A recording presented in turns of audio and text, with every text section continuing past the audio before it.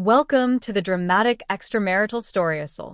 It's surprising to learn that more than 90% of our viewers choose not to subscribe.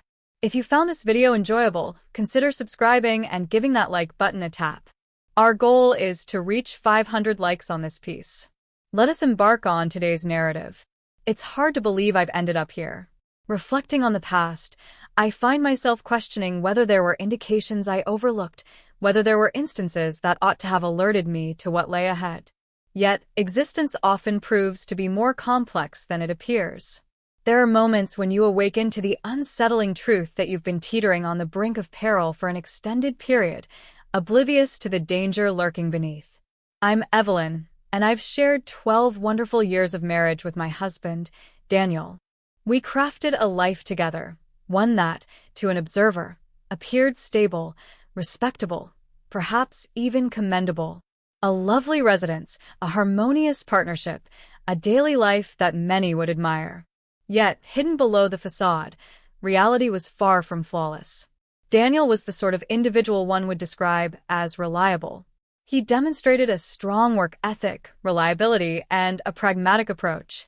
He embraced his responsibilities with dedication, ensuring our family was always well taken care of. Yet, as time passed, a change occurred in our relationship. The warmth we once shared started to diminish. Initially, I brushed it off, convincing myself it was just a part of the routine. I believed that every marriage experiences different stages. The thrill of the initial days inevitably transitions into a sense of steadiness, ease, and recognition. At what moment does closeness transform into separation? We still had love for each other, I suppose, yet we had ceased to genuinely perceive one another. Exchanges turned robotic, focused on finances, timetables, obligations, yet never touching on our connection. We ceased to inquire about the deeper matters, no longer exchanging those small reflections that fostered our bond. We existed in close proximity, yet the distance between us expanded with each year that went by. Next came Ryan. Ryan and Daniel had forged an unbreakable bond since their college days. They were joined at the hip during that time, constantly sharing laughter and dreaming up future adventures. Throughout the years, their journeys diverged, yet their bond endured. Ryan stood apart from Daniel in nearly every aspect. Daniel exuded a sense of seriousness and structure, while Ryan radiated an easygoing spirit and vibrant energy. He possessed a unique ability to put others at ease, transforming even the most mundane moments into unforgettable experiences. He possessed a captivating charm, one that seemed to flow naturally, and while Daniel had grown aloof, Ryan was there in a manner that I hadn't recognized I craved. For years, I regarded him solely as my husband's closest companion. He was simply Ryan, a presence at barbecues, a helping hand for Daniel with home repairs, and a playful spirit with our kids. Yet a shift occurred, and even now, I find myself pondering the precise moment it took place. Did it happen slowly, like a gentle unwinding, or was there a definitive instant when everything changed? It was on Daniel's birthday that I first noticed it. We hosted an intimate gathering at our home, filled with friends and family, enjoying a delightful evening of delicious food and joyful laughter. As the evening unfolded, Daniel found himself deeply immersed in discussions with his coworkers. At every gathering, he would inevitably dive into conversations about work, discussing matters that had become foreign to me, as he had ceased to share them with me ages ago. As I stood in the kitchen, I busied myself with clearing plates and replenishing drinks. Ryan entered, grabbing a dish and washing it under the faucet. I insisted that assistance wasn't necessary. He gave a slight shrug. I have no objections. We toiled in a pleasant quietude for several moments before he broke the stillness with his words. Is happiness something you feel, Evelyn? I paused for a moment, then chuckled gently. What sort of inquiry is that? An authentic one. I managed to put on a smile. Absolutely. I'm delighted. What reason would I have not to be? Ryan remained silent for a moment. He gazed at me as though he were perceiving a truth I hadn't yet acknowledged within myself. In that instant, I experienced a sensation I hadn't known in years, recognition. It wasn't about allure or anything untoward. It was merely the straightforward truth that someone was noticing. After that night, everything changed. I began to observe aspects of Ryan that had previously escaped my attention, or perhaps I had noticed them all along but had never permitted myself to reflect on them. His attentive listening, the way he recalled the small details of my life that even Daniel had long since forgotten. He inquired about my day and appeared to truly be interested in my response. He brought genuine laughter out of me, not the kind I often displayed to maintain a facade, but a laughter that resonated with authenticity. I reassured myself that it posed no danger. He was merely a companion. Yet beneath the surface, I was aware of the truth. As the weeks went by, I realized I was anticipating his visits with an intensity that felt almost excessive. Our exchanges became more extensive, occasionally through text messages and other times over coffee during his visits. Initially, it seemed pure. Conversations surrounding literature, melodies, and whimsical topics that brought a sense of ease to the world. However, unintentionally, I began to reveal more. The burdens I carried, the anxieties that weighed heavily on my heart, the emotions I had tucked away for what felt like an eternity, nearly lost to the passage of time. And Ryan paid attention. He always listened, embracing my emotions without judgment. He simply absorbed the words. One evening, Daniel found himself needing to depart from town for work commitments. It was quite ordinary. His profession frequently necessitated travel. That night, Ryan stopped by, as he often did, to see how I and the kids were doing. We lingered in the living room once the children were tucked in, engaging in a conversation that meandered through various topics, both significant and trivial. I can't quite pinpoint what compelled me to utter those words. Perhaps it was the intensity of his gaze. Perhaps it was the emotions that had lingered within me for an extended period. I found myself saying, "I wish Daniel looked at me the way you do," before I could hold back. Ryan's demeanor shifted. He remained serious, refusing to dismiss it with a laugh. He simply locked eyes with me, and in that instant, an unvoiced connection flowed between us.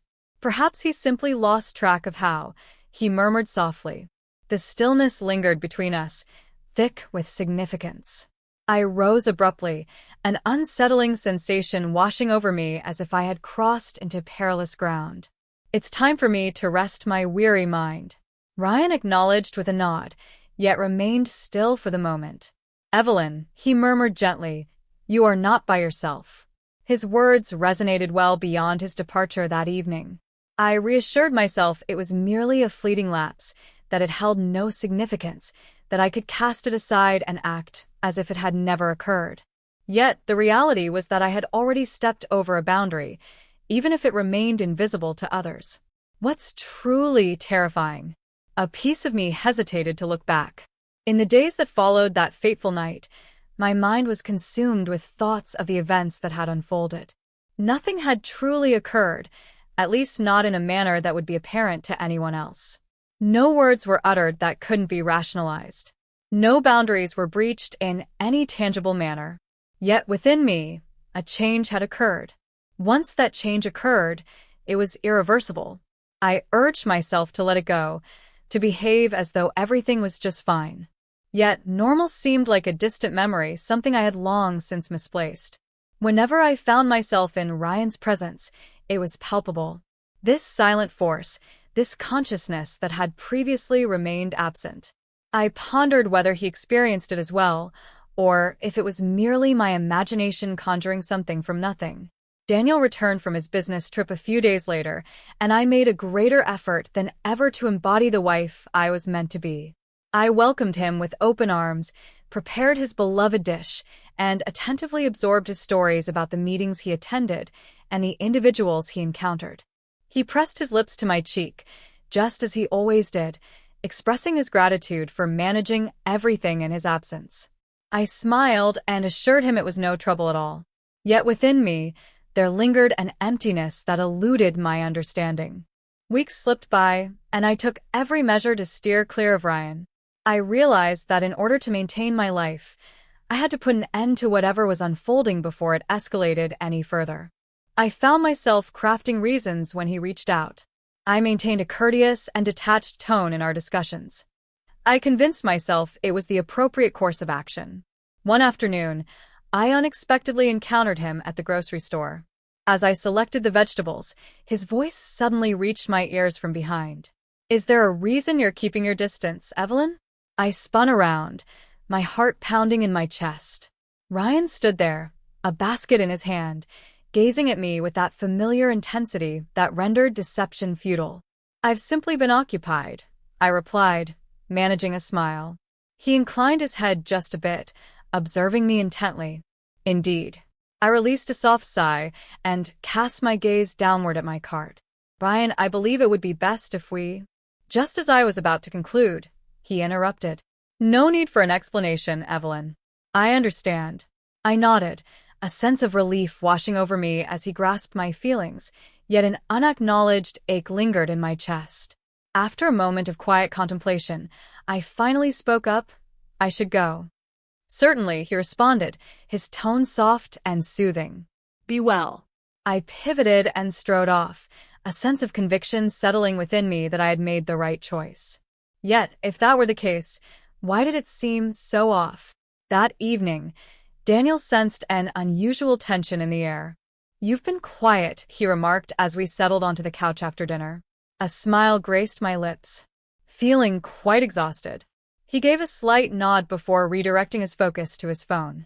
And just like that, the dialogue came to a close. That was the way it had always been between us. We had stopped discussing the important matters, and perhaps that was the reason I had allowed myself to grow so close to Ryan initially. With him, I truly felt understood. I felt acknowledged. A week went by before I encountered Ryan once more. This time, it caught me off guard. As I waited in my car outside the coffee shop, my eyes were glued to my phone, lost in the digital world, when suddenly, he emerged from the entrance. He remained oblivious to my presence, and for a fleeting moment, I contemplated slipping away before he caught sight of me. Yet in that moment, our gazes locked, and there was no turning back. He strolled over to my car and rested against the open window. "Evelyn," I inhaled deeply. Ryan and I locked eyes for a brief moment before he broke the silence once more. "Would you like to join me for a stroll?" I ought to have declined. Yet I found myself in agreement. We strolled through a serene park close by. The afternoon was drawing to a close, with a refreshing coolness in the air, yet it was far from cold. The leaves whispered secrets to the wind, and for a moment, we strolled in quietude. At last, Ryan broke the silence. "I assure you, my intention was never to complicate matters for you." I took a deep breath. "I understand. I have deep feelings for you, Evelyn." I halted my steps and pivoted to confront him. "Ryan, we simply cannot." "I understand." He cut in, raking his fingers through his hair. "I'm aware that it's not possible, yet my feelings remain unchanged." I averted my gaze, my heart racing. "I'm unsure of what you're expecting me to express." "You don't need to say a word," he murmured gently. "I simply wanted to share this with you." For what felt like an eternity, we remained in that moment, the heaviness of unexpressed emotions lingering in the air around us. At last, I breathed out a whisper. "I ought to take my leave." Ryan gave a slight nod. "Understood." I pivoted and moved on, each step weighing down on me more than the one before. That night, I found myself lying in bed beside Daniel, gazing at the ceiling, overwhelmed by a whirlwind of confusion. I cherished my husband. I had constructed a life alongside him. Yet with Ryan, there was an awakening of emotions I hadn't experienced in ages, something I wasn't prepared to confront within myself. And I was filled with dread at the implications of that. As time went on, I made an effort to set everything aside. I dedicated my attention to my loved ones, my obligations, and my partnership. I convinced myself that my emotions for Ryan were merely a passing error, a mirage born from solitude. Yet, regardless of my efforts, the truth lingered within me. I allowed myself to experience an emotion that was perhaps unwise. Though no clear boundary lay before me, I felt the weight of my position, teetering on the brink of something significant. One evening, Daniel returned home sooner than he typically did. He appeared weary, unfocused. I inquired whether everything was all right, and he merely nodded, mentioning that work had been draining. We dined in quietude. Once he settled onto the couch to catch the news, I slipped into our bedroom, shut the door behind me, and let out a long, deep breath. I grabbed my phone, gazing at the screen as if time had stretched into eternity. I intended to reach out to Ryan, not to say anything out of line, not to reveal any secrets, just to have a conversation. Yet that was the dilemma, wasn't it? I ought not to have desired that. And yet, before I could reason my way out of it, my fingers danced across the keys, driven by an unseen force. Myself. Hello. I gazed at the message for a moment, weighing the option of erasing it. Just as I was about to, the screen suddenly illuminated with a response. Ryan, I was really looking forward to hearing from you. My heart raced. I paused before responding. Myself. I'm uncertain about my reasons for doing it. A moment of silence lingered. Then, Ryan Burett, as you long for our conversations. I shut my eyes. I ought to have refused it. I ought to have stated that it was false. However, I chose not to. I switched off my phone and reclined on the bed, gazing up at the ceiling. I found myself unable to continue down this path. Upon the dawn of a new day, I resolved to take action. I had to put an end to this once and for all. I had to find Ryan. I informed Daniel of my errands, placed a gentle kiss on his cheek, and departed. Upon my arrival, Ryan was already at home. He appeared taken aback, yet there was a hint of pleasure in his expression upon my arrival. "Evelyn," he said, stepping aside to let me in, "I didn't expect you to." "I can't do this anymore," I interrupted, my voice barely above a whisper. He closed the door after me. "What should I do?" "Speak in this manner. This is how it feels." "Ryan, I cherish my husband. I understand." His voice was soft, unwavering. "Yet, you find yourself feeling discontent." I let out a quick breath. "That is of no consequence." "Absolutely, it certainly does." I shook my head in disbelief. "Absolutely not. I kept my word. This situation is simply not acceptable." Ryan gazed at me, his eyes lingering for what felt like an eternity. "So, what brings you here?" The inquiry struck me with more intensity than I had anticipated. What brought me to this place? Was it because I sought closure? Was it because I had to see him one final time? Or perhaps, in spite of it all, a part of me still clung to the past? "I'm not sure," I murmured. He moved in a fraction closer, and I sensed the warmth of his being, the gravity of all that remained unspoken. "If I were to ask you to stay," he said softly, "would you?" I took a deep breath. If he had inquired a month prior, a week prior, perhaps even a day prior, I may have agreed. Yet, in this moment, confronted by the profound gravity of what I was on the verge of losing, clarity washed over me. No, y murmurad. Ryan took a deep breath and gave a slow nod. I made my way to the door. Before I departed, I took a moment to reflect. "I have no regrets about having known you, Ryan," I stated, without glancing back. He responded without any sense of regret. And then I turned and left. That evening, I rested beside Daniel, attuned to the rhythm of his calm breaths. He was a decent fellow. A man who had supported me, who had cared for me, who had offered me all that I needed. Perhaps our union had its flaws. Perhaps we had grown apart. Yet, love transcended mere perfect moments. The decision to remain was at the heart of it all. This evening, I found myself at a crossroads, making that decision. I shut my eyes, aware that I had teetered on the brink of losing my very essence. Ultimately, I discovered my path once more. The subsequent days unfolded in silence. A peculiar tranquility enveloped me. Not the kind that arises from joy, but the kind that stems from the certainty of having made the right decision, even when it stings. I chose not to engage with Ryan once more. I chose not to block his number or engage in any theatrical farewells. It was unnecessary. We both recognized that what nearly transpired between us belonged to a realm beyond reality. It was a fleeting instance of vulnerability, a fracture in the continuum, now firmly closed off. I dedicated my attention to my marriage. I began to focus more on Daniel, seeing him not merely as my husband, but as an individual in his own right. I inquired about his work and genuinely paid attention to his responses. I endeavored to reclaim the small treasures we had misplaced throughout the years. The light-hearted gestures, the deep discussions, the joyfulness. It was quite a challenge. Love wasn't an enchanting power that resolved all issues effortlessly. Each day presented us with a decision we had to confront, and I was creating it. One evening, as we sat on the porch, watching the sun dip below the horizon, Daniel turned to me and said, "You seem different lately." A smile graced my lips. "Is it satisfactory? Distinct? He gave a slight nod. Indeed. He extended his hand, intertwining his fingers with mine. For the first time in ages, I experienced a genuine sense of presence. I found myself on the brink of surrendering to a momentary allure, a captivating temptation. Ultimately, I made the choice for my life, my home, and my husband. I have no regrets about it.